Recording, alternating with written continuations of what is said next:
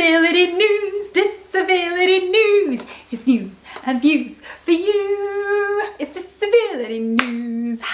Today on Disability News, a triple amputee has prosthetic legs stolen from his car. But is this a disability hate crime? 7-year-old boy in Melbourne airport was asked to remove life-saving diabetic medical equipment. Spain appoints its first parliamentarian with Down syndrome. Primark launches its new adaptive underwear, but is all as it seems. And meet Australia's first wheelchair ball kid. Hello my wonderful friends, and welcome back to another long-awaited episode of Disability News. If you have missed any of the previous episodes of Disability News, then be sure to catch them here.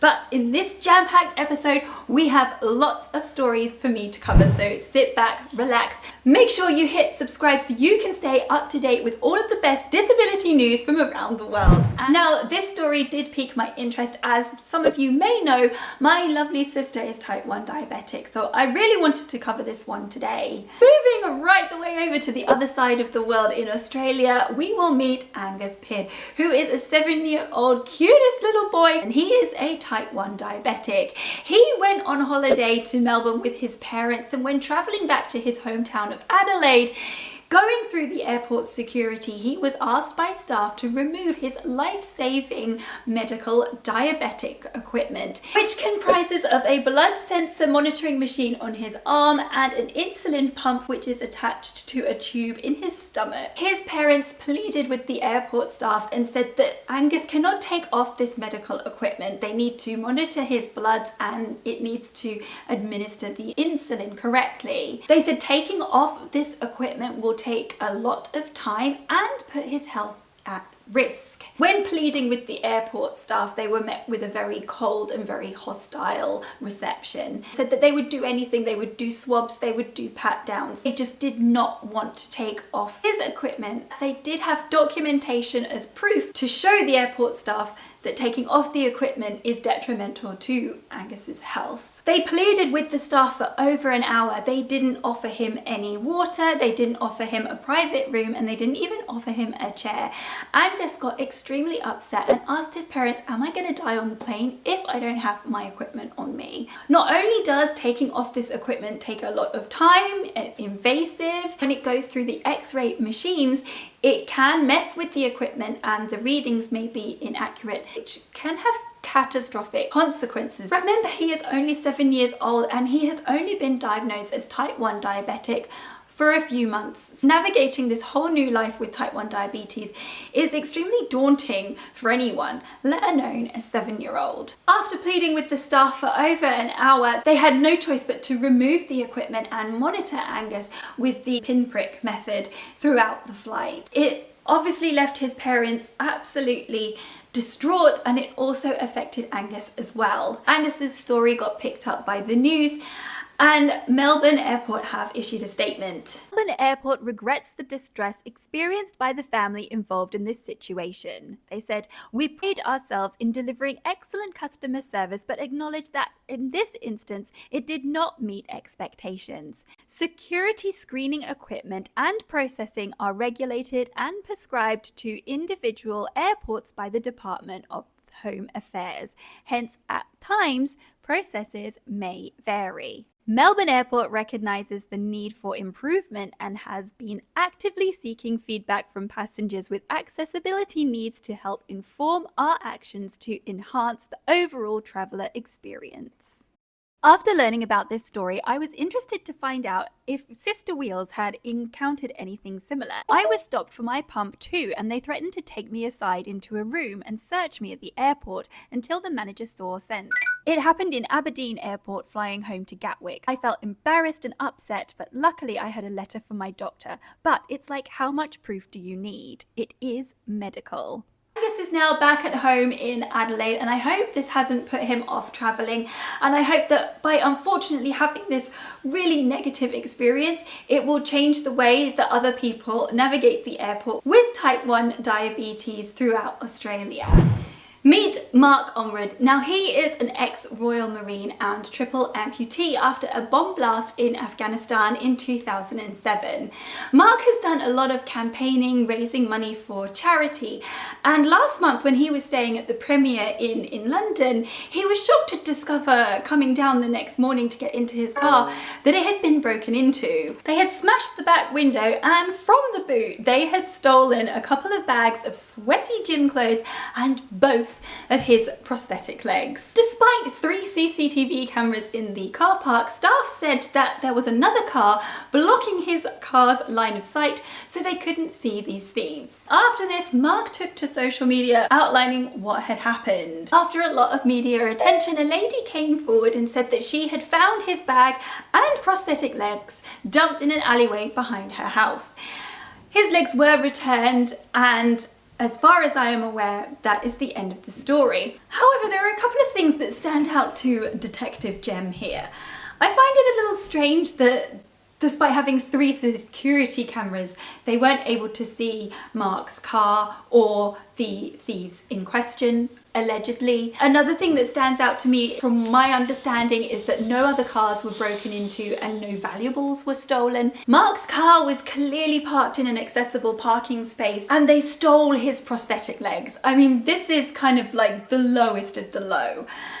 And what I want to know is this a disability hate crime? What is disturbing is that disability hate crimes are on the rise. From a period of 2018 to 2019, there were over 5,000 disability hate crimes reported. When you compare that with the period of 2021 to 2022, there were over 11,000 disability hate crimes reported. But of those 11,224 hate crimes that were reported, only 129 resulted in charges or summons.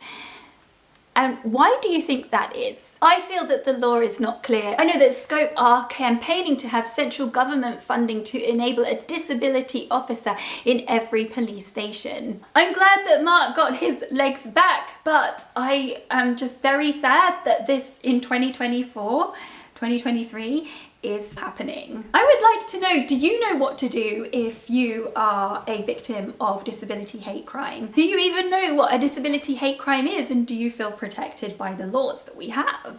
Spain has elected their first ever parliamentarian with Down syndrome. Meet Mar Galceran, who is 45 years old and from the age of 18 has dedicated her life to changing the way people see disabilities and people with Down syndrome. She joined the Conservatives People's Party and worked her way up for years.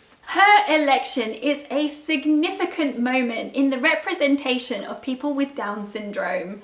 This story really stood out to me because I feel that people with lived disability experience should be the ones advocating for us in Parliament. Now, this may come as no surprise to you, or you may already have heard this story, but on the 14th of December last year, our Minister of Disability was de-appointed. Right, we don't have a dedicated Minister for Disability in the Houses of Parliament. Who is going to fight for our rights, and what kind of message does this send to the wider population? It sends a message to the wider public that we are not worthy to have a minister that is dedicated to help advocate for us. We now have Mims Davis, who is the Minister for Disabled People, Work and Health. I have my opinions. I'm sure you have your opinions on this. I would love to know, what do you think of this? Do you think this will work, or do you feel a little bit deflated? Do you feel let down yet again by our government? I think it speaks volumes. Now, this next story got me very excited. Primark have now launched their very first adaptive underwear. So I took to Brighton to see this new range for myself. Many people waking up in the morning and putting on a pair of underpants is something that's second nature and you wouldn't even think about it. But for the 16 million disabled people in the UK, something as basic as putting on a pair of undies can be a really challenging task. But I have found out that Primark have launched their new adaptive underwear, making it a lot easier for disabled people to put on bras and underpants. I'm down here at my local Brighton Primark to find out exactly what they're like and what they look like. However, I've just been told by members of staff that they are not graded to have their adaptive underwear in this store. So it makes me wonder, why make an accessible product if you're not going to make it accessible to everyone? The range is said to include 4 items, 2 bras with magnetic closes and 2 pairs of knickers, one which is a period pair with magnetic closing on the side. I was really happy to hear about this because I find that Primark is quite an accessible store. Also, their price range is accessible as well when you compare it to places like Skims, for example, who do their own adaptive lines. And if you're thinking of doing click and collect, think again. Many of the large stores aren't even offering a click and collect option. Just look, my nearest store is Croydon. That's nearly 40 miles away. That is not accessible. What do you think about this? Are you shocked to discover that they're only putting it in selective stores? Or does it not surprise you? I was so shocked to discover that this hasn't been included in my store that I wrote to Primark, and this is what I said. On your website, you state, each piece has been carefully co-designed with technical specialists, disability advocates, and disabled people to understand our customers' needs. I think this is amazing. I feel like you have consulted people at every step of the development process, but when it comes to stock and distribution, you have fallen short. How can you make an accessible product for people with disabilities and not make it accessible for them to purchase? I would strongly urge you to consider the last step of this process and consider making click and collect available for these products in all of your stores. And we will keep you updated as to what their response will be. Have you tried the adaptive clothing? Let me know what you think of it.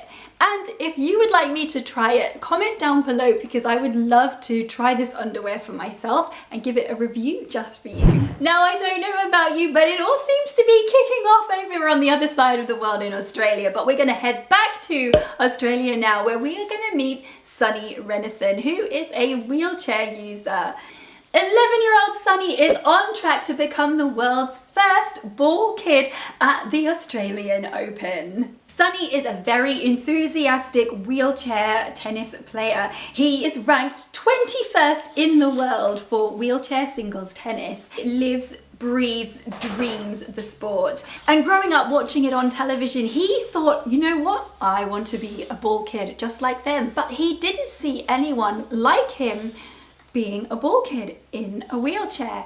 And that made Sunny feel really sad. Sounds familiar, right? I know how that feels. That didn't hold Sunny back. Sunny decided to join MasterCard's first Ball Kid pilot program, and he has been backed by disabled and non-disabled tennis players. Whilst in the program, Sunny met world's #4 wheelchair tennis player Heath Davidson. They discussed the challenges that wheelchair users face when collecting balls on court. They decided that he kind of needed like a device to scoop up the balls and then also somewhere to store the balls on his chair. To support Sunny, MasterCard brought together production company Streaker and disability consultancy firm Get Skilled Access to design this equipment. And what is amazing about this is that it is free for anybody to access on the internet and download to print off using a 3D printer. Because MasterCard believe that innovation should always be driven by the desire to include. I have to say, I'd never even thought about it before. Tennis is a little bit off my radar. I am horrendous at ball games,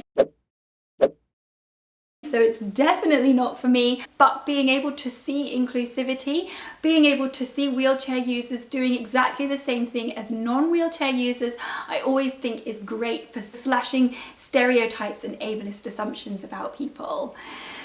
So I really hope that even though it may seem quite small to some people, this massive achievement is going to change people's views for tennis in years to come. I absolutely love that story, and I really hope to see Sunny on court soon. Thank you so much for watching. Let me know what you think of these stories down below. Make sure you subscribe for my next disability news story so that you stay up to date with all of the best disability news from around the world. Thank you so much for watching, and I look forward to seeing you in my next video. Bye!